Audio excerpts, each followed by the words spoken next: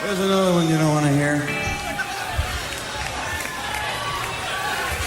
Frankly, if you want. 1, 2, 3, set, go!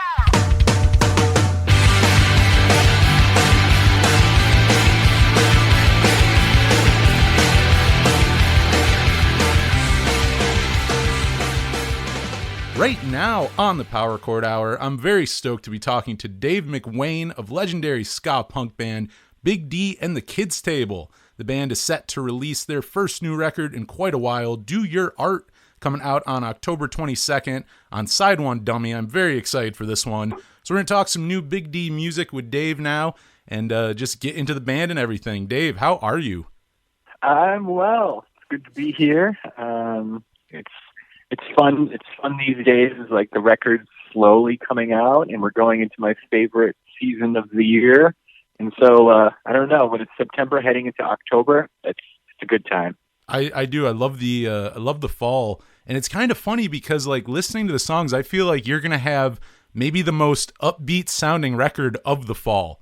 Like I love the sound of the new album, but it's like I think it's kind of a nice change. You know what I mean? Like I think a lot of bands will put out stuff right now where it's like, you know, it's kind of, I don't know if it's the cheap thing to do, but it is the time to kind of put out a more gloomy album or something. But like this one has more like an upbeat, you know, like I like when it's coming out because I don't think a lot of other stuff's going to sound like this.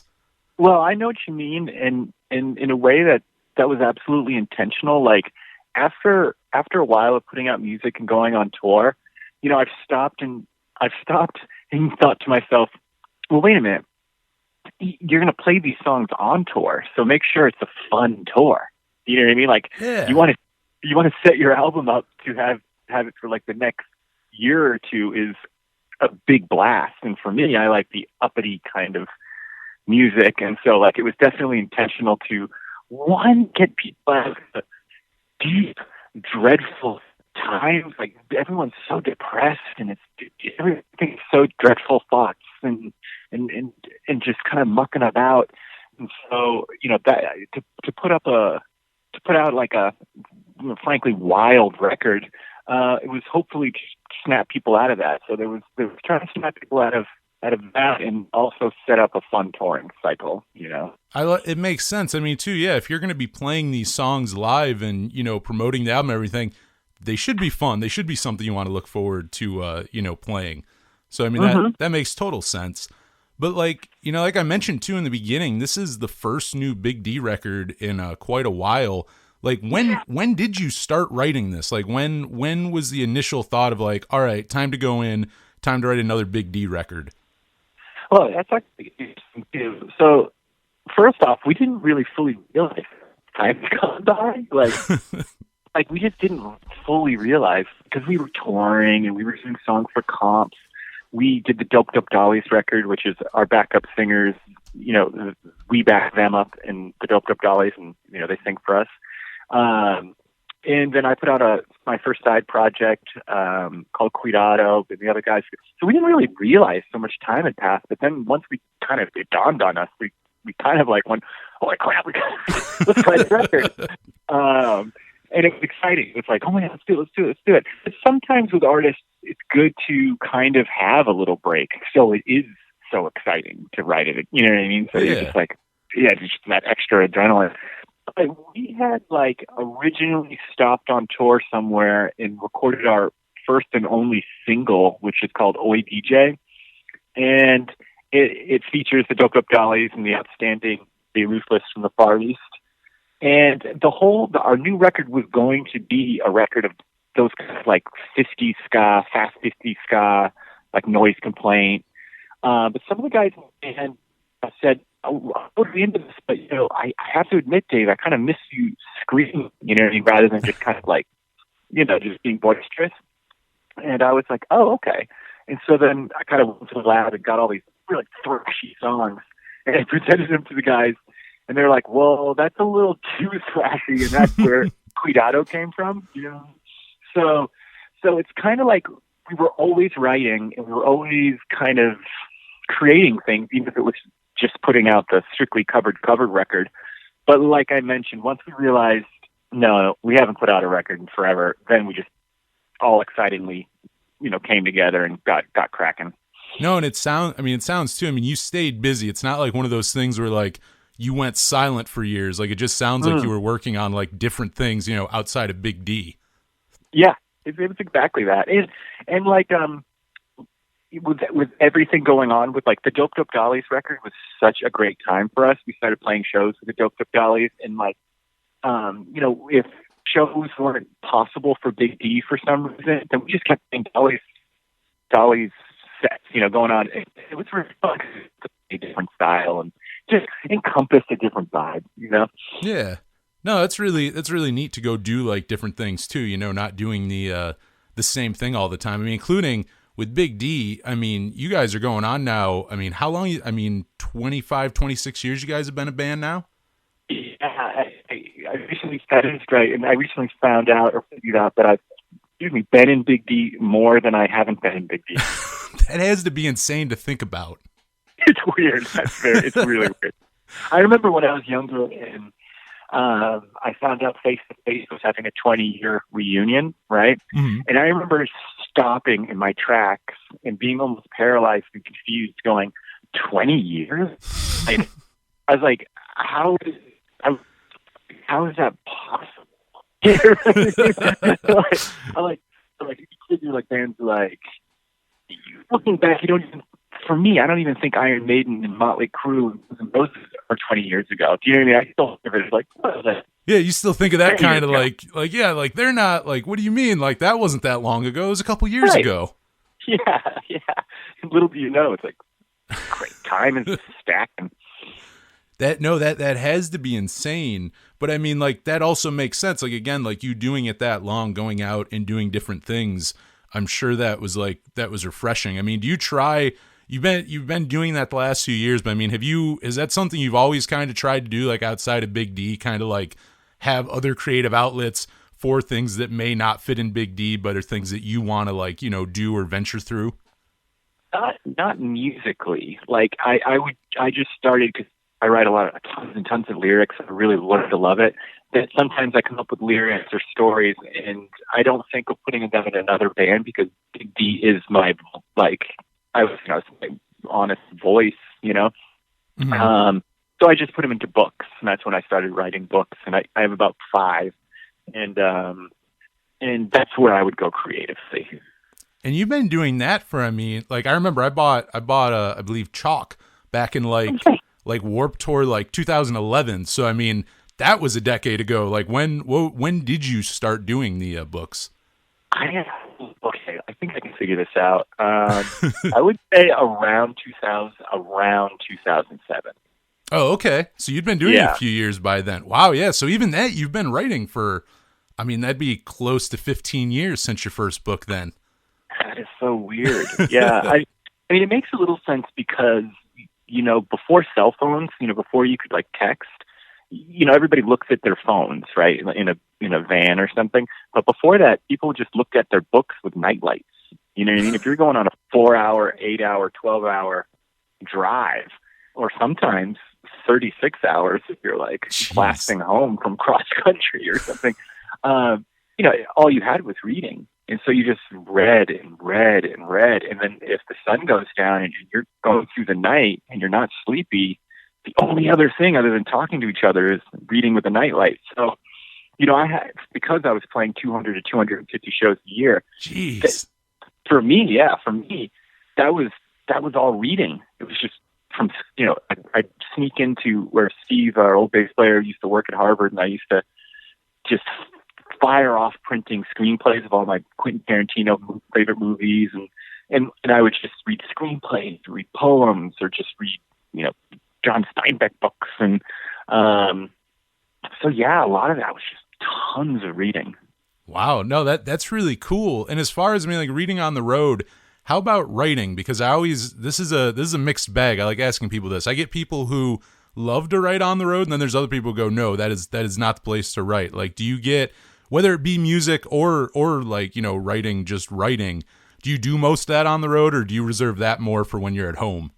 Like writing, I would say I'm really interested with whoever the person was or people who say to you that it's not, because I find that really interesting. Because I wouldn't say agree because I wouldn't say I fully agree. Like, I want to say I fully agree, but there are some times when, like, you have to ride on the road. Like, there are certain things you have to do. And it's not bad, but I pretty much agree with that person. For me, the road is more about a new time to get inspiration and live. That makes sense. You know, yeah, like you're living the time that you'll later look back and write from. Yeah, does that make any sense? To me, that does. Like, I feel like that's how I would like I feel like you're in the moment, then you're doing whatever in the present. You reflect on it later. You know, you kind of write about those experiences and whatnot later on. You know, I almost feel like in the moment, it's not even a thought of like, oh, I should write about this. You're living. I mean, hopefully you're living it. So no, that makes sense. I start to go on a little bit of like not a schedule, but like, you know, you go, like, New England has those brutal, cold winters. So I always think of it as like wintertime, you nest and you write. Summertime, you come out and you play. Wintertime, you nest. You know, like that makes total. Being from Western New York, that makes total sense. The idea of like, like those are the months where it's like it's too fucking cold to go out and do anything. Like this is time to do that. Be inside and be creative. And you know, you're traveling, so you wanna live, because, you know, like for most Americans, I always say this: when you're in a band, you have the opportunity to see the, you know, an example, like I've been to Europe more times than I can count. You know what I mean? That's amazing. So, I know. I say, like, I have more friends in Austria than Austin. You know what I mean? But it's one of those things where it's like most Americans can't afford to take off work, still pay rent, and go gallivanting around. You know what I mean? So I always know how lucky it is. So when I do hit the road, I try to just live it. You know, like, you are lucky you are out of the system for a little bit, even though you're working. You know, because when you're on the road, you don't have days off, you lose money. You know what I mean? So you don't have a weekend. So it is hard work, but I always say, live this. Don't just think of it as normal. You know? I feel like that's the better way. Yeah, I mean, when you're out there doing that, because you're right, it's not something that everyone gets to do. So if you're out there getting to see it and everything, enjoy it while you can. You know, be present, be in the moment. But you know, for the new record, when you were writing it, I mean, did you pretty much know the direction and sound you wanted to take it pretty like from the beginning, or did you kind of figure that out as you were writing it? I think okay, so I actually have an answer for this. We had just finished writing. We had just finished learning and performing Operation IV's Energy record for the Amnesia Rock Fest. Yeah, we played the whole thing. I memorized and learned all of Jesse's lyrics, which was I do believe that was probably the biggest musical or academic undertaking of my life, and I knew them perfectly. You know what I mean? Like that's I wanted. I'm like anytime, anybody, give me a verse. Like, I don't have it anymore. I have probably, you know, like 40% of it still in my head, but my point is, so we were just playing so much of those blasting locomotive ska punk songs that they have, and so we didn't want to stop. So we just kind of kept with that. Like, if you're a Big D fan, like songs like "Are You Just Scared?" and like songs that just plow forward, like an Operation Ivy song. So we started writing a whole bunch of those songs. But then, as Big D goes, we always want to have a little thrash and punk on our records. But I kind of like stopped for a second because, you know, back at How It Goes, you know, not to get political, but you know, George Bush Jr. was president of the song about it, and it's always touched to us, right? And so then when, you know, to each their own, but when Trump became president and everything was just so negative in the country for some, I didn't want to write any punk songs talking about him because I didn't want to connect him to what I do at all. That makes a lot of sense. I don't want him touching anything that I like. And also the communication in America is just, it's almost like everybody's talking to each other like a punk song. You know what I mean? Like, everyone's just like, fuck this and fuck that and fuck this and fuck.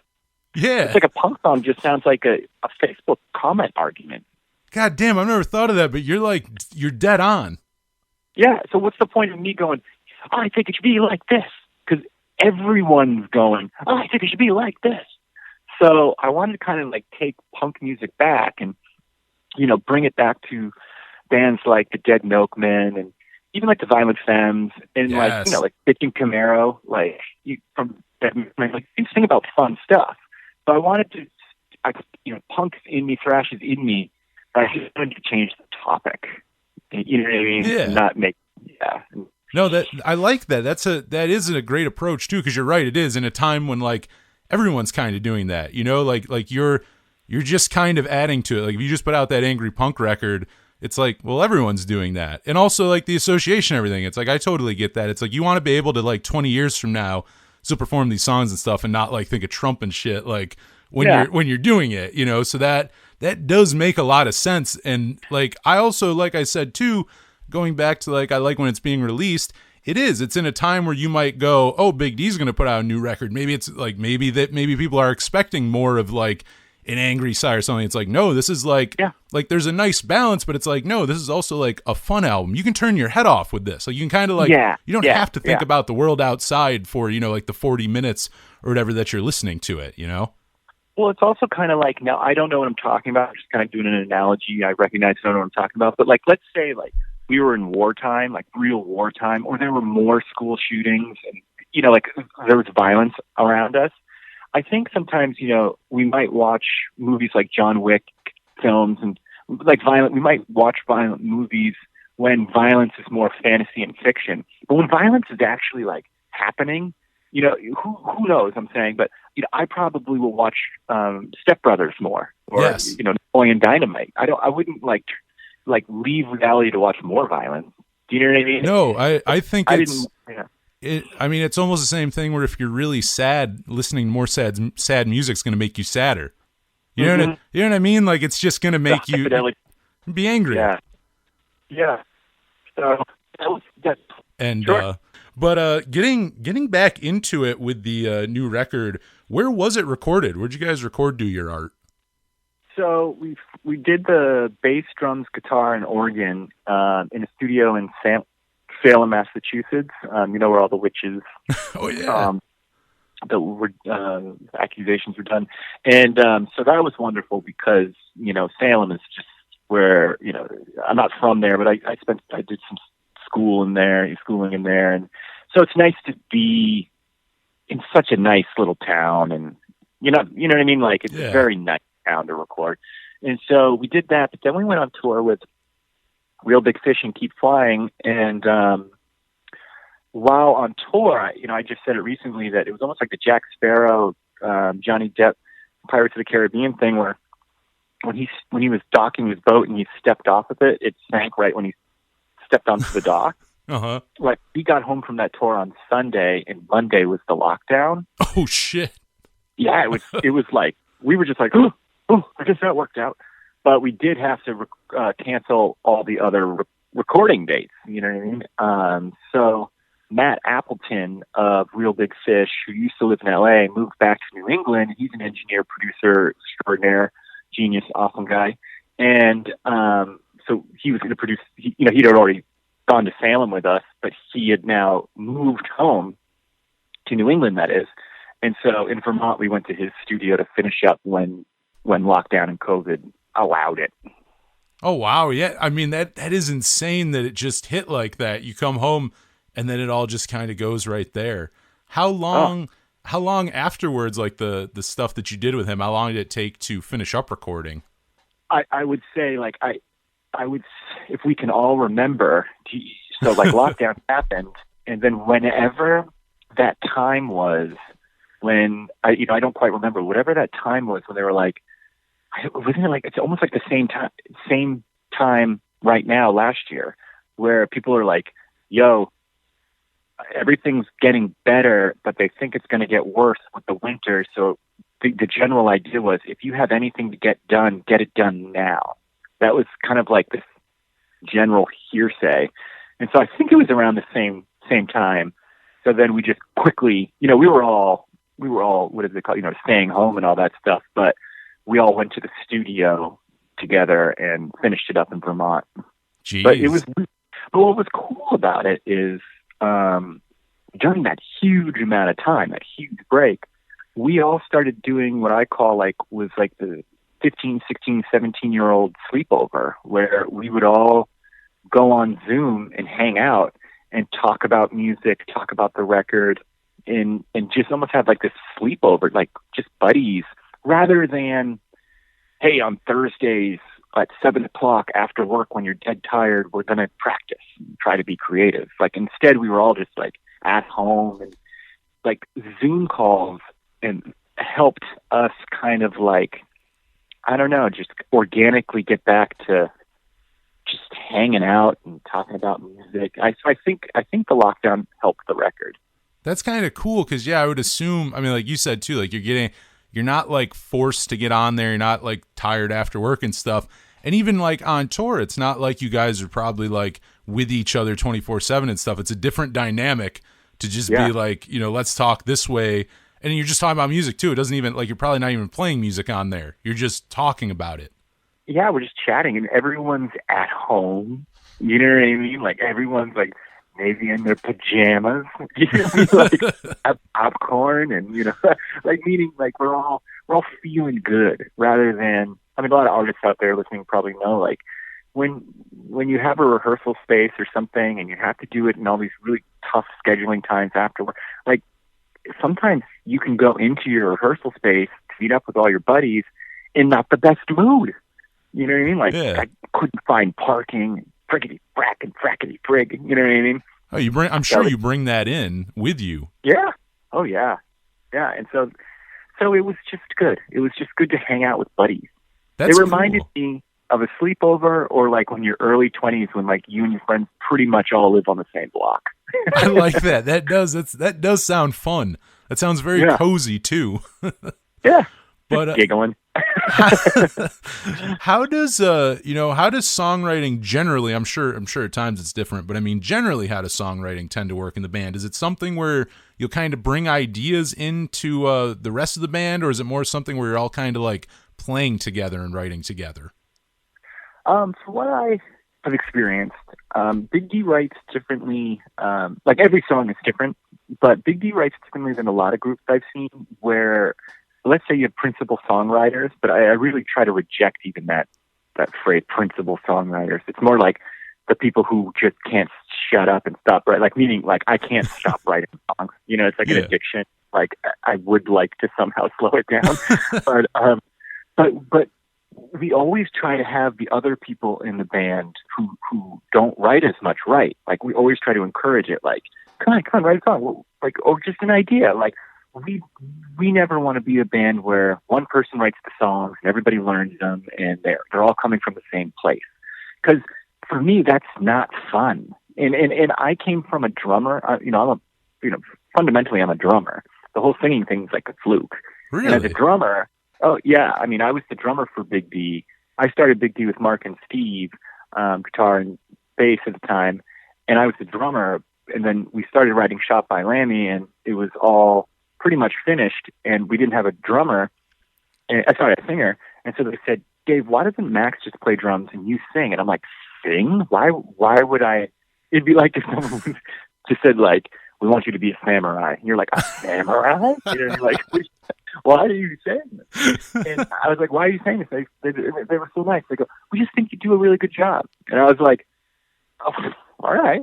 But it was never like, it's never anything I ever thought about. And so with writing, as a drummer, you're like the tail gunner or the belly gunner. And so you have your captains who are your singers and your guitar players. And I always liked being like, okay, I don't really like that guitar riff, but I'm going to try and help as best I can to make my buddies, excitedness work for him. Do you know what I mean? Yeah. So that's the general thing is to kind of like, hang out and write music together and try to, make each other happy about it.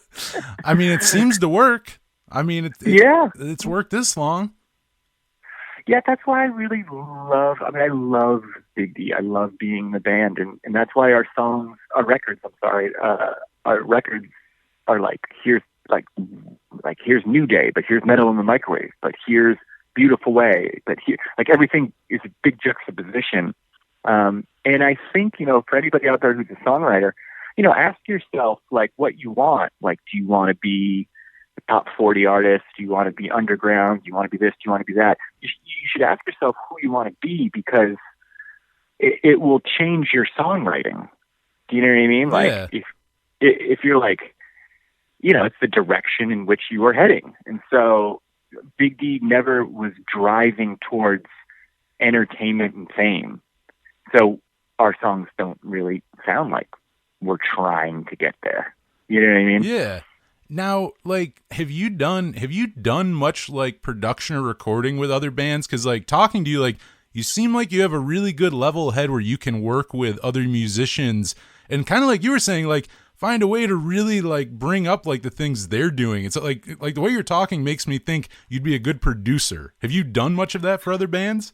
I have done a little producing. I did this really great guy Sid's record with him and Be Like Max. I did a record with them. And then, the Doped Up Dollies pretty much is what you're saying. You know what I mean? The Dollies record. And this weekend, actually starting tomorrow, Matt Appleton is going to come to my little cabin in the woods, and we're going to record the Doped Up Dollies new single. Oh, nice. So yeah, I can do that. Like meaning I do that. I'm sorry, but I would do more producing, but it would really have to just be a friend, fun, creative thing, because I don't want to make music or the idea of producing into like a business successful. We're gonna make it in LA, Hollywood. You know what I mean? Yeah. Like, that's not. I don't want to ruin the nice, beautiful thing. The one nice, beautiful thing that I love. You want to work with people you mesh well with already. Like, this is gonna. You're like on the same page and stuff, and that you're gonna get along and like work well with. Yeah, and like some producers are so good with the fact that they might have this artist come in and they're like, they don't like necessarily the swagger of the artist or the genre of the art, but they're so good at producing that they can make that artist, the music inside them sound great, right? Yeah. But music is so important to me that I don't want to do that. You know what I mean? I would just want to work on a record that I would like, oh my God, this is so great. This is so great. We're doing this. You know what I mean? That's genuine. That's you going, I can't pretend to give a shit about something I don't give a shit about, basically. Yeah. And if I have to do something that's just work, I'll go mow the lawn or shovel some snow. You know what I mean?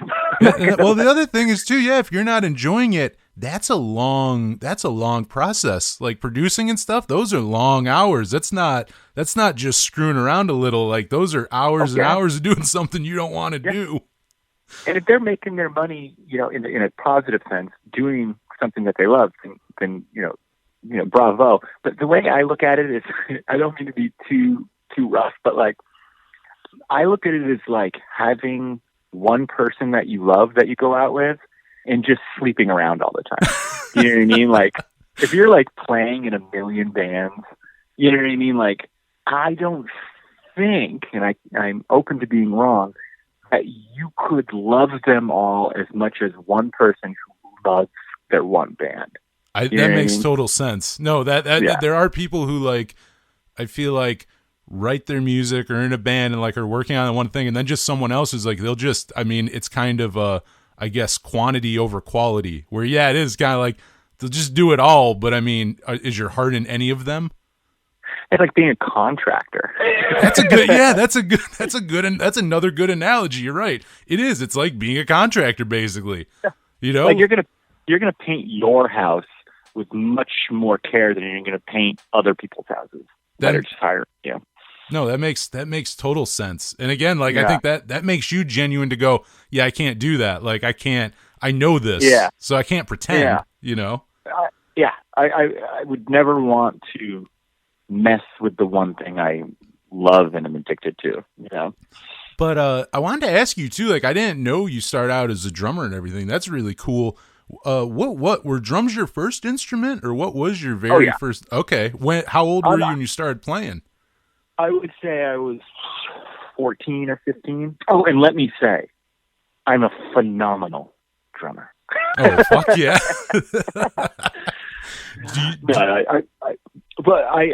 I just love the drums. I played in a band called Drexel, and our guitar player singers Mark and Aaron, I just love them. I think they're geniuses. And our bass players at one point Chris and one point Todd. It's my brain works. I have a very excited, fast moving mentality, and so it was really good to just play drums that are complicated and doing a lot of things, a lot of changes, a lot of complicated arrangements, because I could get all of it out. Do you know what I mean? Yeah. It's good I think drums is great for ADD people, which I don't believe the word ADD should exist because it's not a disorder. I think it should be called ATC, attention to creativity. I like that. Yeah, and the funny thing is, I got tested for it, and they say I don't have it, which just means the tests are wrong. But yeah, so drums is my whole thing. I really, that's why I probably sing the way I sing. I like to sing in rhythmic, just going through parallel 16th notes, whole notes. I try to kind of that's cool. You kind of think like in a drummer sense. Yeah, definitely not melodic. Well, for singing too, jumping in, that's insane to me. I would like people can just, including singing more than I think any other instrument. That's just something. I think off the top, you have to have the confidence to be able to try to sing. How long was it for you to how long into singing until you started feeling comfortable singing around them? Was it pretty instant, or did that take a while until you were cool with singing around them and singing in front of other people? Well, it's kind of ongoing. I don't, just recently I had to sing something in front of the guys, and I was, a little bashful about it, because I don't work on singing. I don't, I intentionally don't take singing lessons, and I want to see how far a wild human who doesn't go, I want to see how far just a human instinctually can go with singing without trying to learn it. You know what I mean? That's cool. This is just how I sound. You know what I mean? Because I do believe songs are what your soul sounds like. You know what I mean? And so, I would say I was really scared at first, of course, but whenever I'm around a band member who's studied singing or, really knows the, I learned my circle of fifths, but I don't know it anymore and stuff. But I can humbly get bashful, but that's not the whole thing for me. The whole thing is just TNT kind of plug in the mic, feeding back, looking at the audience and just bringing a ruckus, That makes, including going back, like you said, when you were doing Operation Ivy. I assume Jesse Michaels is an influence on you, because that sounds a lot like what he did in Op Ivy. Yeah, his lyrical content and energy is just what's the point of trying to write another song? It's just perfect. It's just, he was so young. To this day, I don't think no one's gotten better than Op Ivy. People have had 30-something years now, and no one's been able to top Op Ivy at all. I don't know how he at that age wrote those words and those hooks, and it's like you're saying, it's just it's its own thing, and it can never happen again. Yeah, I think you know what? I think you're right about that too. It's not even that no one's topped it. It just can't happen, and it probably shouldn't. It's this one special band. Yeah, you can appreciate other records for different reasons. Destruction by Definition by the Suicide Machines is so good for bands like us, Big Game with Kids Table. You're well, what's the point? That's another. That is the 90s. I would say that's the 90s equivalent of Op Ivy for me. Is Suicide Machines. Yep, that record just makes you go, oh, you can do it again differently, and it's a juggernaut of a record. Yes.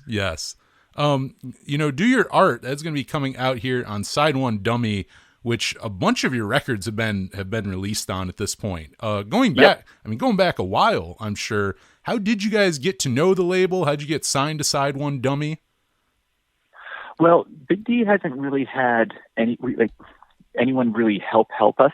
Do you know what I mean? Like some bands are born into fortunate connections or scenes and stuff. Like it's always been like a lot of your listeners might be just, hey man, I don't know anybody in the industry. You're like, I don't know anybody. That's been Big D's like main, approach.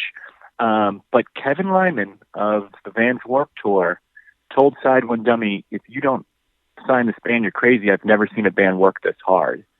And if you go to Warped Tour, you see like there'd be chain link fences with all these posters just plastered everywhere, just saying this and saying that.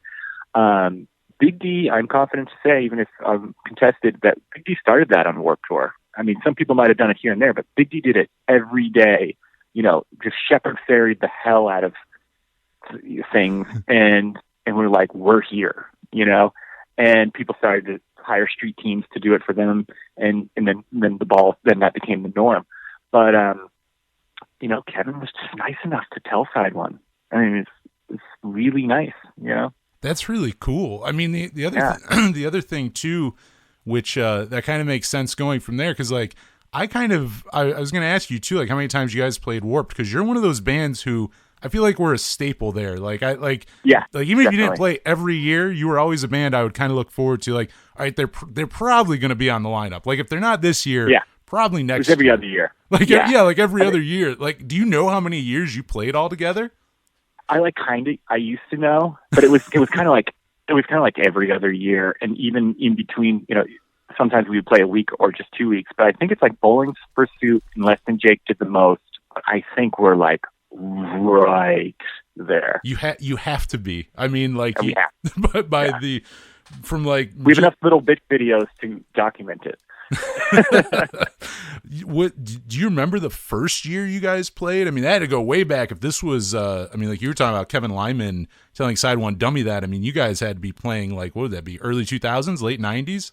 I believe it would be 2004 or 5. Wow. Maybe we did like a show in 2003, but like a week maybe, but it wasn't. We were like on the Ernie Ball stage in 2004 or 5. So funny. All the other band guys like have a really, really good memory. So they're probably like, it was exactly that.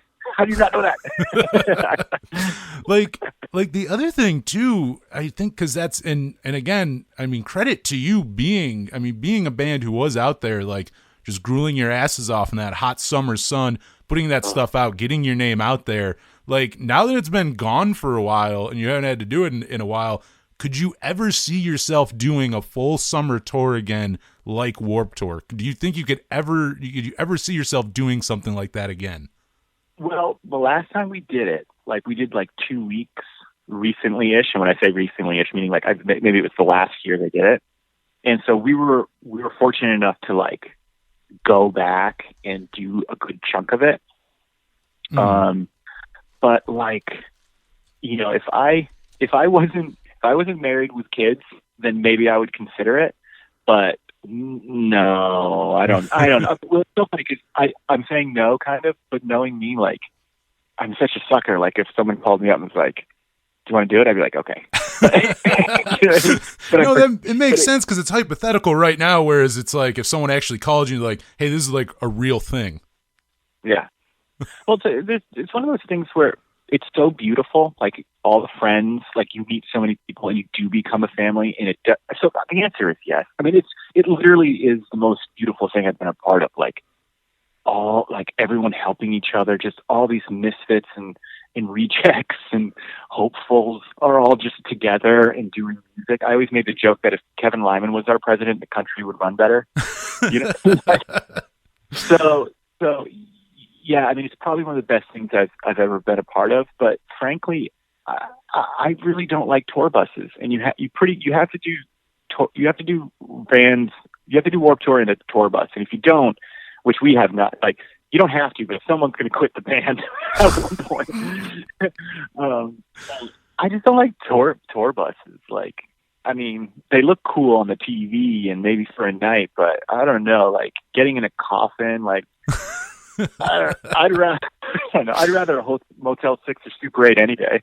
Do it up that way. Yeah, I can't blame you. And I think you're right too, because I feel like you can't. I know people do van tours with Warped, but it has to be. I don't recommend that. No, I can't imagine that's fun at all. It's not. It's dangerous and unhealthy. It's like a problem. Jeez, it's a problem. Like, and well, yeah, it's like you could get into a car accident. You get sunstroke. Like it's Jesus. You got a point. My God. Yeah, it's brutal out there. It's real survival. I wanted to go to the beginning. I always like asking about like, early scenes and stuff. I wasn't there, so I get to ask you. But like going back to those early days for Big D and the Kids Table, I mean, what was the ska and punk scene like in Boston in the 90s? Like, were there places to play? Were there a lot of other bands out there? Like, what was that like when you guys were starting? It was like so blowing up. Like, it was everywhere in a really good way. Like that kind of thing when you walk over to your local small bar / club, everyone's there and you can expect everyone to show up. And it was just like, when we look at old photos of like the 80s in New York and you see like Blondie and CBGBs and you're like, wow, what was it like then? Like they all seem to be just like smiling and having fun. That's what it was like. It was like a really good scene they were like no problems. Do you know what I mean? Like nobody was moaning. Everyone was just like, oh, I'm really glad you're here. Oh, I'm really glad you showed up. Like, oh, this is my friend. He's in the band Boxer. They rule. Oh, this is my friend. He's in a Wilhelm Scream. At the time, it was called Smacking Isaiah. They rule. Nice. Like everyone was very positive about each other's art and bands. There was no negative anything. But the joke I make is Big D showed up when the party got busted. You know what I mean? So meaning like, the cops came and sent all the ska bands home. And so like Big D, our introduction to the scene, 96, 97, 98, 99, it's like 4 years or 3, you could say like for the band to really start entering the scene. It was really like 2 years of us being able to experience the explosion. But Boston was just so cool, lines lining down the street for a club at the Middle East, a show at the Middle East. Just what you hope the underground music scene would be, Yeah, that's really cool. Now, and I didn't really think about this before, but I guess you kind of aligned the same time, but like a scene I always talk about with people who are there, but like the New Jersey, like pop punk ska scene of like the early 90s late 90s, early 2000s. Were you guys a part of that at all? I mean, being in Boston and stuff, were you playing there a lot? Well, of course, we were playing with bands like Alistair and Plain White Tees, like Ataris, like because all ska bands either broke up or changed styles. Starting around what you're saying is you're right. They did. Big D was playing the shows with those bands. I didn't even think of that. You're right. There were a lot of those bands who started out as like ska bands who like would morph into like pop punk bands or whatever. Like Lose the Horn Section or whatever. Yeah, so we played. One could say we played with just as many pop punk bands as ska bands. You know what I mean? Really?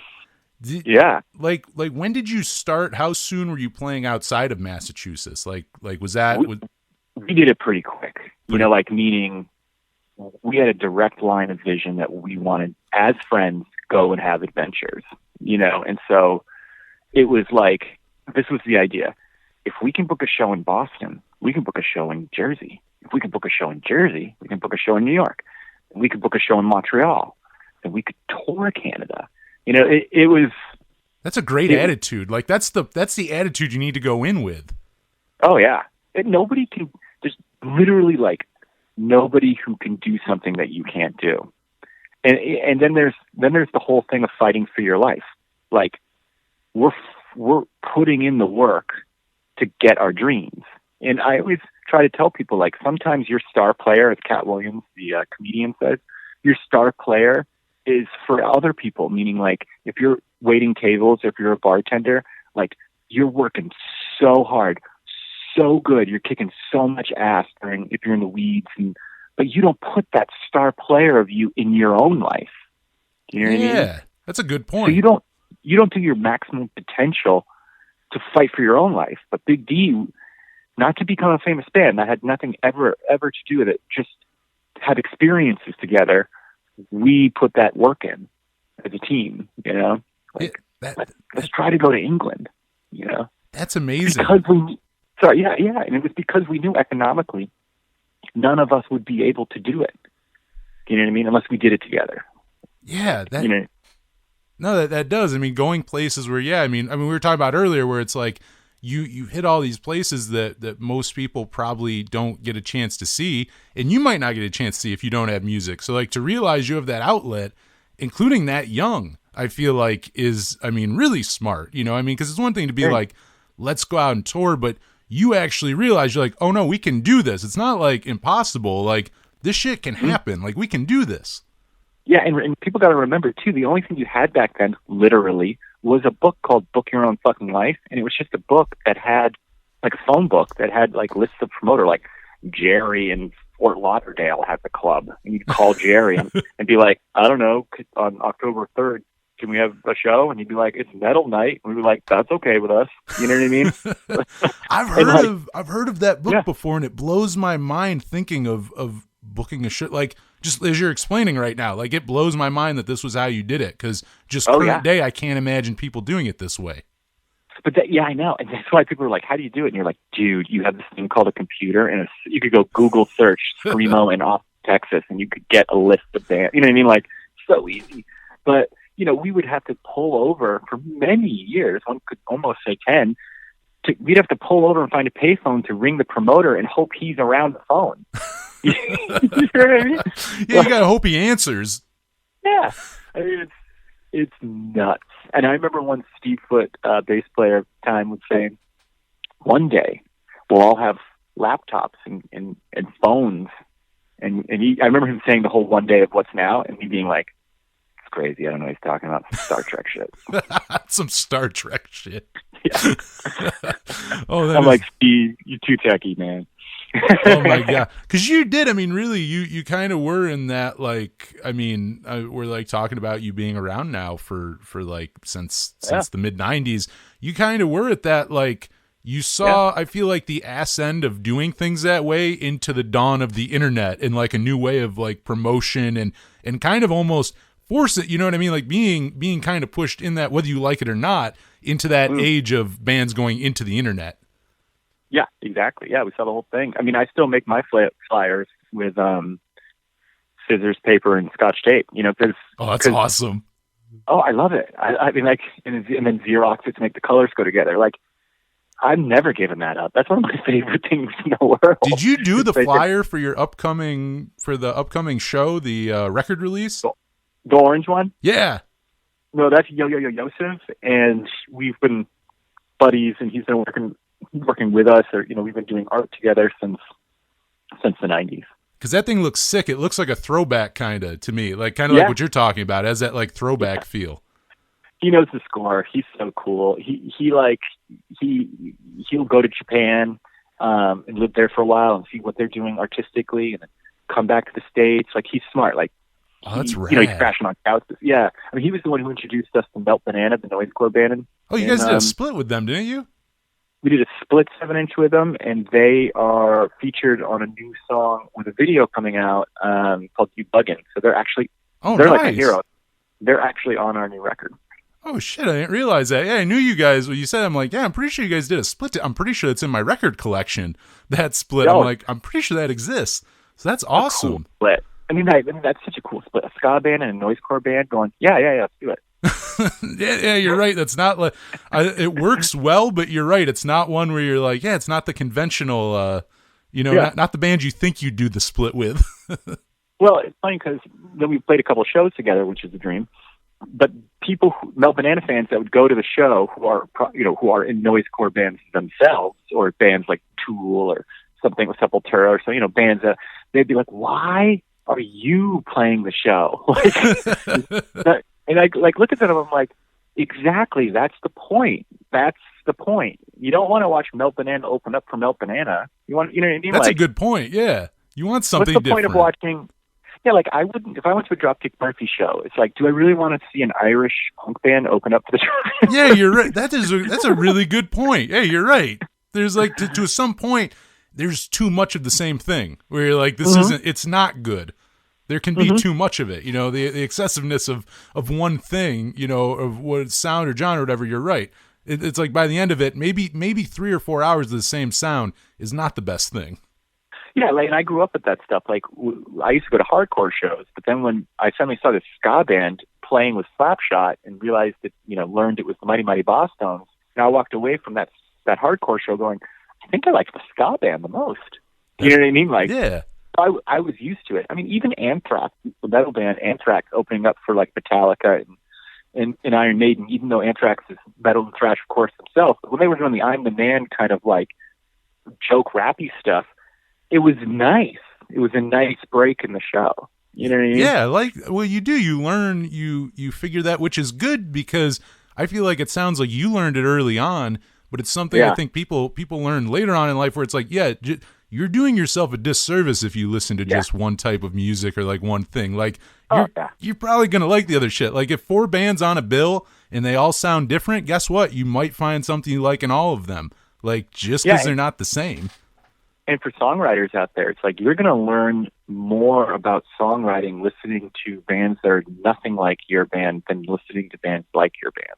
Oh, I there's so many people who I truly think, whether I'm interviewing them or just people I like, you know, musicians I like, and I go, you know, I bet the people that they're influenced by are nobody that you would expect. Like the listeners, like they may think of like, you know, 3 or 4 bands that sound like so-and-so's band, probably have no influence on them. Maybe they're contemporaries, but it's like zero influence. Their influences in things that you would have zero clue about, you know, like, because you're right. And I think songwriters do. I think that's also, you know, a good songwriter, I think, does that where, yeah, you start going different places. I mean, if you're in like I'm sure you don't just sit around listening to ska and punk. Like you may be in a ska punk band. You're not sitting around just listening to ska and punk 24 hours a day. Well, what artists set themselves up to accidentally do is just sound like a sound-alike band. Like, you know, like, so it's like, okay, so this band existed and now it's your turn to write their songs. It's like, who wants to do that? Yeah, you know what I mean? Like we don't need that whole it's your turn. Yeah. Yeah.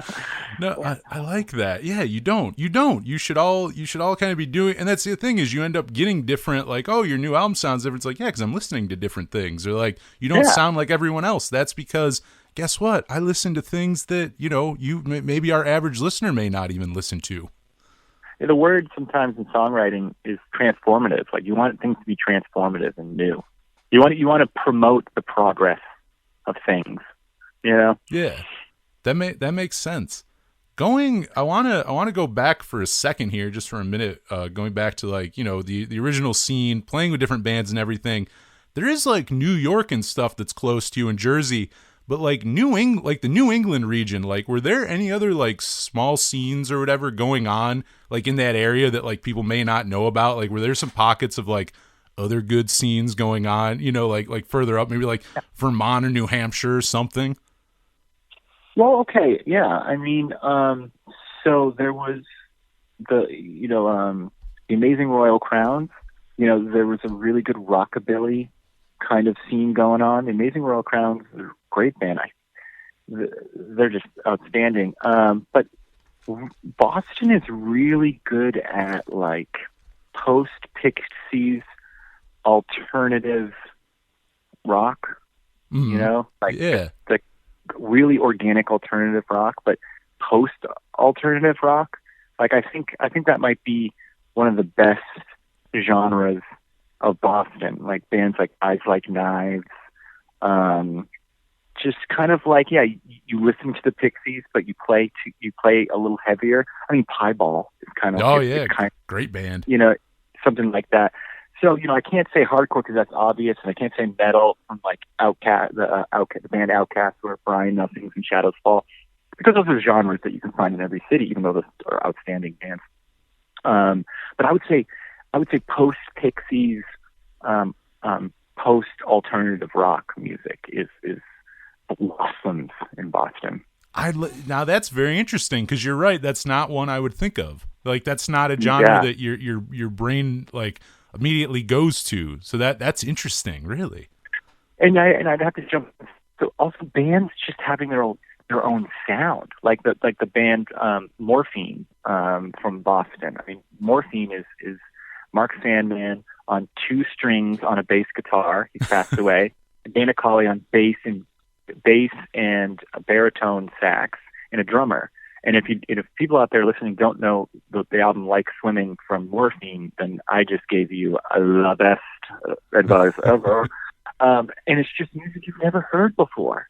You know what I mean? And that's why I always say music could or should be what your soul sounds like. You know what I mean? So it's like, if you're just kind of like writing songs to become an entertainer or famous, that's totally fine, but that's what your soul sounds like.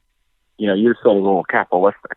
But if you're an artist that like Mark Sandman, then that's what your soul sounds like, and that is outstanding. You know? Yeah. Like, I love that too, because there's certain bands and sounds where you hear it and it's like you go, I like, okay, mainstream wise, or like from a standpoint of like, is this going to be like the biggest thing in the world? No. But is it supposed to? Fuck no. It's what it like you're saying, it's what came from the heart, and that's what comes out. That's the genuine.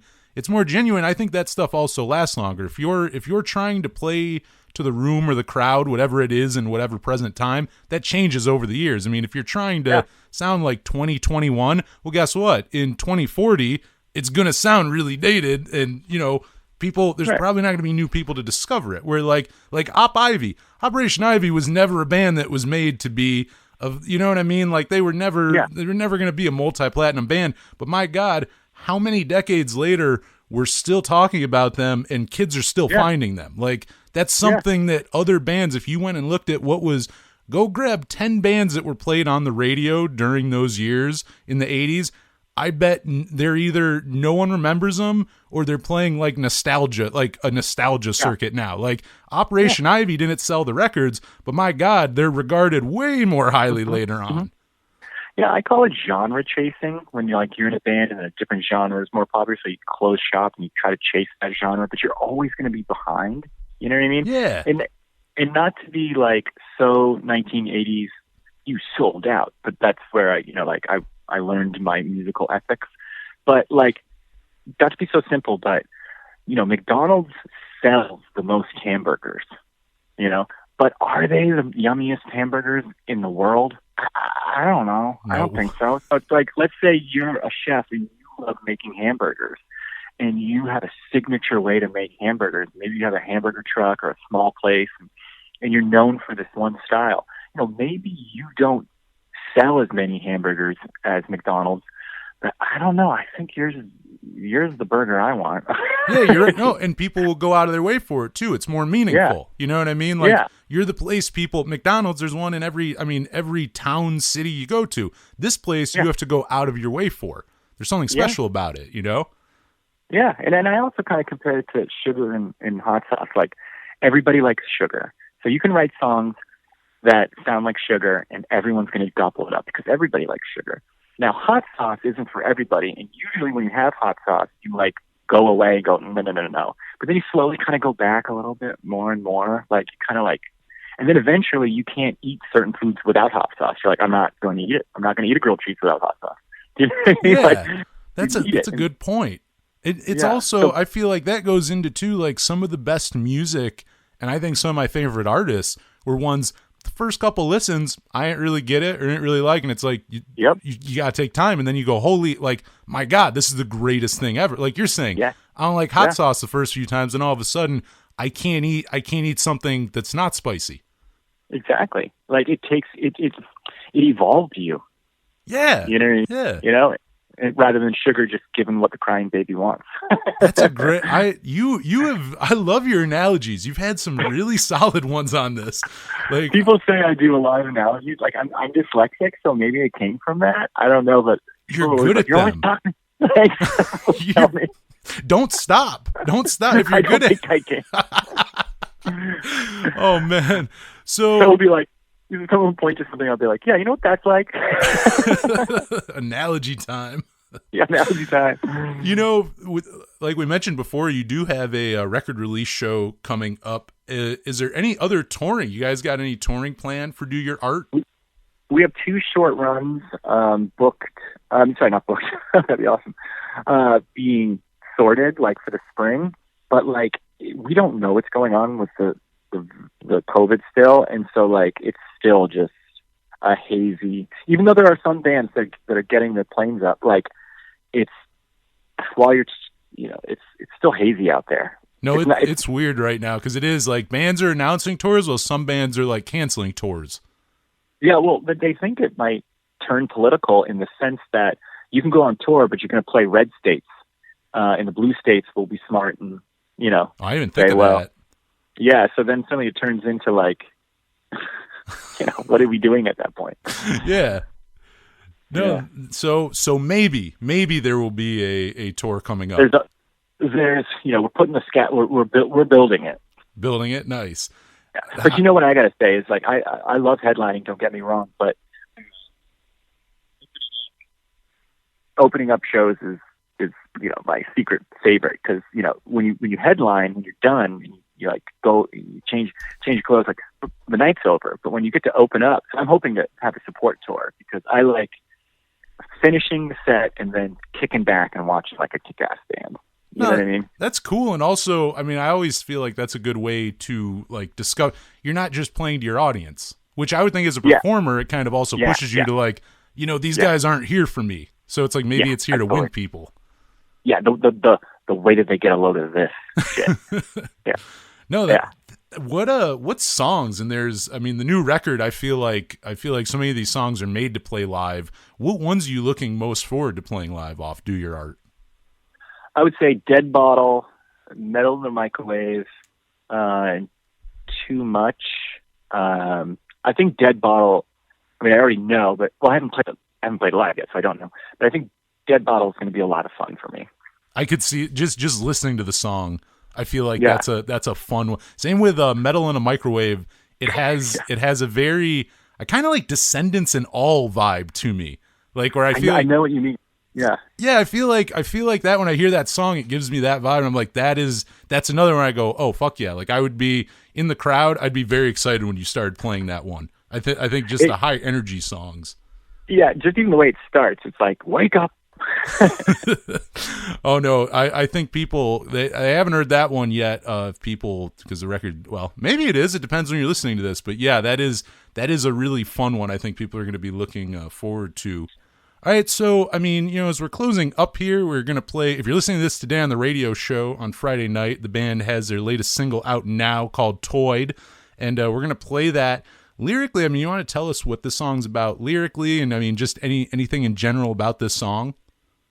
Yeah, I mean, I think through everybody's personal experiences or just watching their best friends' relationships, like, sometimes people break up and then the other person, maybe the toxic person, tries to get back with the other person. We all know we're talking. Oh, totally. We are never, ever, ever getting back together. Like, you got to go with it. But this is more like just your normal 10:30 p.m. on a Saturday across the bar with a couple drinks, talking to your friend, going like, "Yo, man, I don't think you should get back together. Like, you are not a happy person," or the reverse. But, like, it's just one of those people who have been toyed with, from the other person, because you have feelings for this other person, but maybe they just want to kind of rub elbows with you on a Saturday night. They're over you, you know what I mean? But you're still kind of like not sure where you stand with this person. This person has meant a lot, but it's do a lot to kind of break away from what you think is not a good situation. But then they come back saying, "Oh no, come on!" They're kind of like trying to. They're just playing with you. They're toying with you. And it's just kind of about a friend noticing it with another friend, just being like, "Yo, I just want to remind you that you're better and you are awesome, and you do not need this other person." Oh yeah, it's a good song. I think people are going to enjoy. It's relatable too. I think that's something people get what you're talking about. I think Yeah. everyone kind of knows that situation. Unfortunately, right? But it's a good thing to like point out so people can give the song to someone and go, I think this is you, bro. There you go. Yeah, there you go. Just play Toyed for them. That's all you got to do. But Dave, I mean, this was awesome. You know, like we said, Do Your Art is going to be out soon. We're going to play this song, and I'll play a few others. Before I let you go, where can people find you? Where can they find the band online? All that good stuff.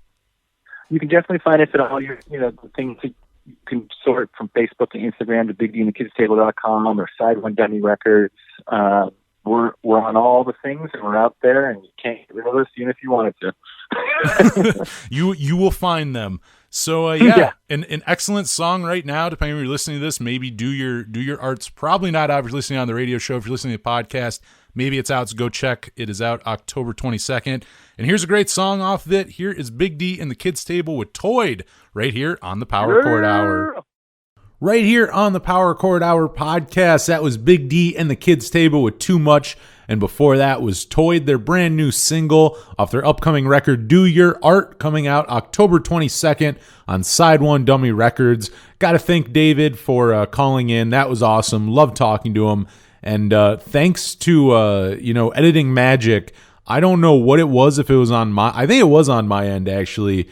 But like our phones hung up on each other. I say that. I hung up on him on accident like 3 times and still don't know why. Like, I guess, I don't know. I lost reception or something.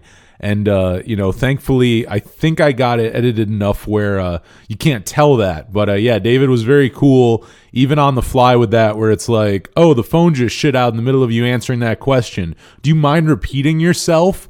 He was just a professional at that. Very, very good. I love talking to him.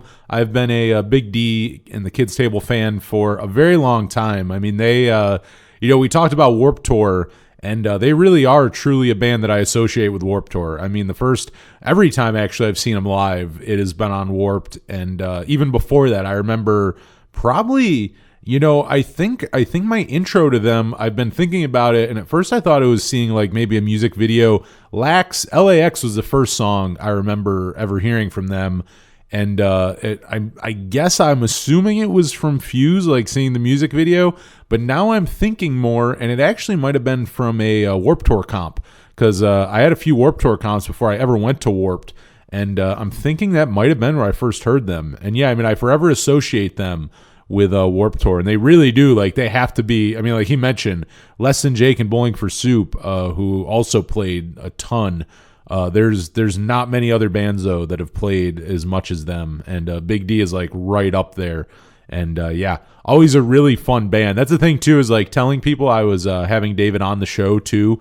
That's kind of what everyone said. It was like seeing him live. It was like, oh, so good live, and very true. He's great. The whole band's great. And cool to see that they're going to be doing some shows here coming up and tentatively going on tour. But even if not, they'll be playing a few shows. I mean, depending where you're listening to this, in the Boston area. So if you're in the whole like New England area, or you just want to drive a little ways, you can go check that out. So it's very cool. But I'm excited for the new record to come out. I will tell you, I have heard the whole new record, and it is really, really good. If you like the songs that you've heard so far, and you're a Big D fan, I mean, I think you're going to be really pleased with this record.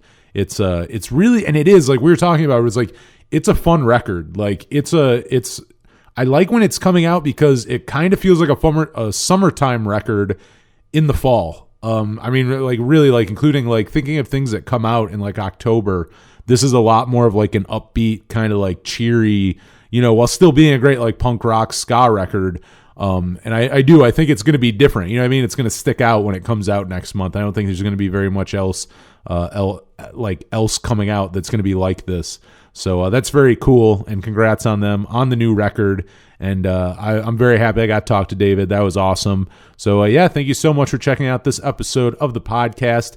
If you want to go follow us online, we are at Power Chord Hour on Twitter, on Facebook, and on Instagram. If you go follow us, that would be much appreciated. YouTube page, maybe you're listening to this on YouTube. If you are, thank you very much. But our YouTube page, all the podcasts are up there, as well as old interviews, pre-podcast interviews. or not, yeah, pre-podcast interviews. That just sounded weird, so I thought I like fucked it up, but I didn't. Just pre-podcast interviews is a weird sounding term. But yeah, pre-podcast and I'm going to keep saying it, are up on our YouTube page and a bunch of other content. So if you want to go check that out and subscribe, because my oh my, do we have some poor numbers on there. We have some very sad numbers. Don't get me wrong, this show's not huge, but if you go off the numbers on YouTube, you'd assume that nobody's listening to this. And I can assure you that part's not true. Not a lot are listening, but there's more than what YouTube shows. So if you want to go help us out there, go subscribe to the page, the channel, or whatever the hell you call it, and go give us some views on those videos too. But if you want to hit me up, powerchordhour@gmail.com. I have new Power Chord Hour stickers, sending them out. They're absolutely free, so just email me, and I'll send you some out. What else? I mean, the big one, subscribe and rate and review the podcast, if you will. That helps out a lot. I really do appreciate if you do that. And yeah, that's going to be it. Next week, I'll be back with the September rundown. Insane to think we're already at the end of another month. I mean, this year, I thought 2020 went by fast. I think 2021 is going by even faster. So yeah, we'll be back next week already with the September 2021 rundown. And the week after that, have a really good interview with Ryan, the lead singer of the band 500 Miles to Memphis, another band releasing a great new album next month. So yeah, next couple shows are all lined up. I'm very excited for them, and hopefully you tune back in for those. But until the next one for the Power Chord Hour, I'm Anthony Merchant. Thanks for listening.